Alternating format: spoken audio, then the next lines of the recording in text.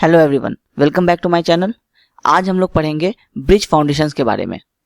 Foundations bridge में provide किए जाते हैं ताकि पियर्स और अबटमेंट से आने वाले लोड को सॉइल के हार्ड स्ट्रेटा तक ट्रांसफर किया जा सके। तो ब्रिज के फाउंडेशन का सिलेक्शन डिपेंड करता है ब्रिज के इंपॉर्टेंस पे, उसके साइज पे, नेचर ऑफ सॉइल पे, सब सॉइल इन द बेड पे और वेलोसिटी ऑफ वाटर फ्लो पे। इन सारे चीजों पे डिपेंड करता है कि हम फाउंडेशन कौन सा चूज करेंगे। तो फाउंडेशन कितने टाइप के होते हैं? तो ब्रॉडली फाउंडेशन दो टाइप के होते हैं, एक shallow foundation and second deep foundation. Shallow foundation में ब्रिजेस में हम लोग ओपन फाउंडेशन और ब्लॉक फाउंडेशन यूज करते हैं।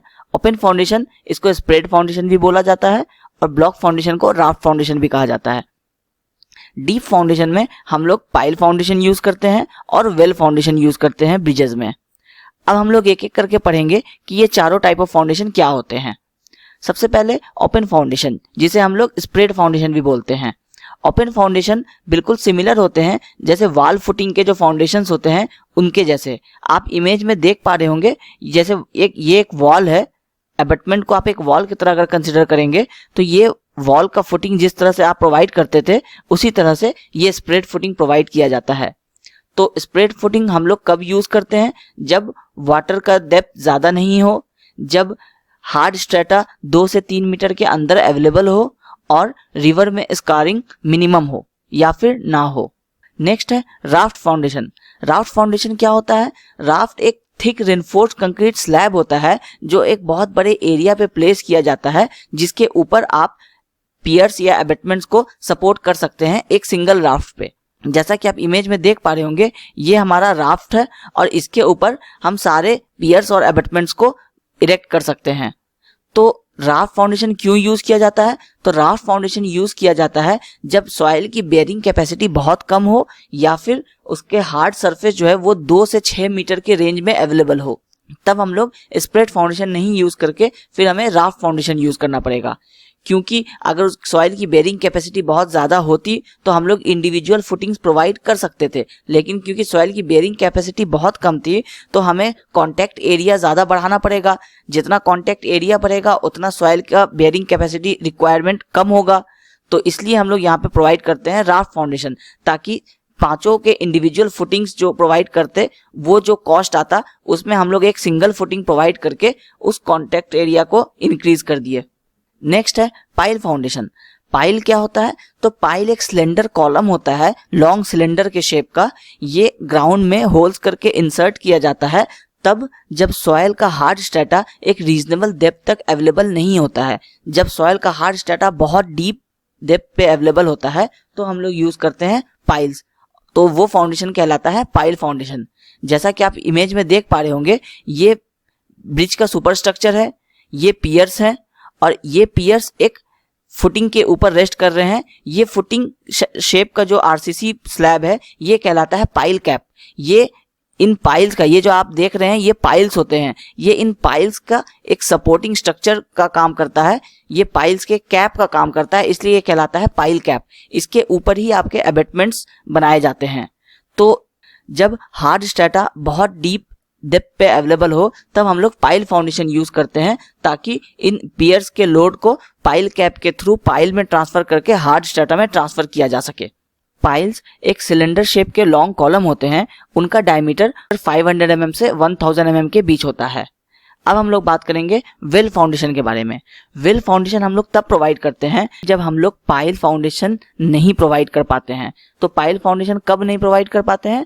जिस समय रिवर में हॉरिजॉन्टल प्रेशर ज्यादा होगा, जैसे कि रिवर के मटेरियल्स की वजह से या फिर रिवर के वाटर प्रेशर की वजह से। क्योंकि पाइल का डायमीटर बहुत कम होता है, 500 mm तो 1000 mm होता है, तो वो हॉरिजॉन्टल प्रेशर रेजिस्ट नहीं कर सकते हैं। तो उस केस में हमें लार्ज डायमीटर के पाइल्स प्रोवाइड करना पड़ते हैं। तो जो लार्ज डायमीटर के पाइल्स होते हैं वो कहलाते हैं वेल फाउंडेशन। वेल फाउंडेशन के शेप आप देख पा रहे होंगे, ये होते हैं single circular, twin circular, dumbbell, double D, twin hexagonal, twin octagonal और रेक्टेंगुलर टाइप के।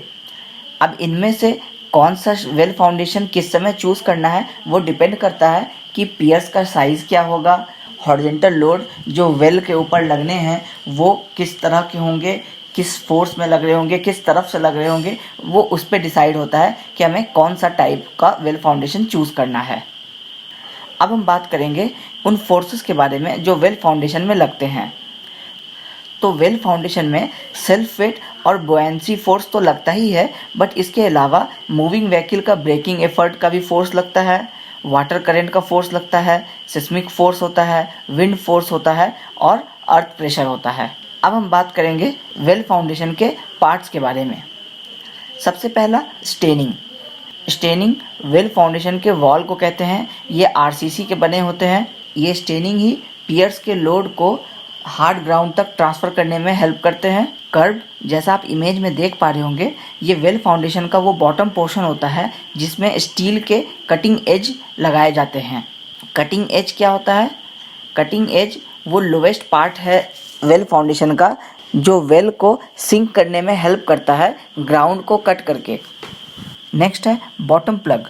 बॉटम प्लग उस कंक्रीट फिल को कहते हैं जब वेल फाउंडेशन का एक्सकेवेशन कंप्लीट हो जाता है तो उसके बॉटम पोर्शन को कंक्रीट से फिल कर दिया जाता है। ये बॉटम प्लग एक राफ्ट की तरह काम करता है बॉटम के सॉइल प्रेशर को रेजिस्ट करने के लिए। वेल फाउंडेशन के बॉटम प्लग कंस्ट्रक्ट कर देने के बाद वेल को वापस एक्सकेवेटेड मटेरियल से फिल कर दिया जाता है, वो कहलाता है बैकफिल। टॉप प्लग बैकफिल के ऊपर प्रोवाइड करने वाले स्लैब को कहते हैं वेल कैप। वेल कैप एक आरसीसी स्लैब है जो वेल फाउंडेशन के सबसे टॉप मोस्ट पोर्शन में प्रोवाइड किया जाता है। वेल कैप के ऊपर ही पियर्स का कंस्ट्रक्शन स्टार्ट होता है।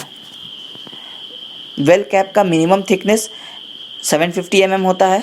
ये पियर्स से आने वाले लोड को स्टेनिंग में ट्रांसफ़र करते हैं जो फर्दर ग्राउंड में ट्रांसफ़र हो जाता है। तो आज के लेक्चर में सिर्फ इतना ही। आई होप आपको ब्रिज के फाउंडेशंस क्लियर हो गए होंगे। अगर आपको ये वीडियो पसंद आया है तो इस वीडियो को लाइक कीजिए और इस चैनल को सब्सक्राइब करना मत भूलिएगा। Thank you.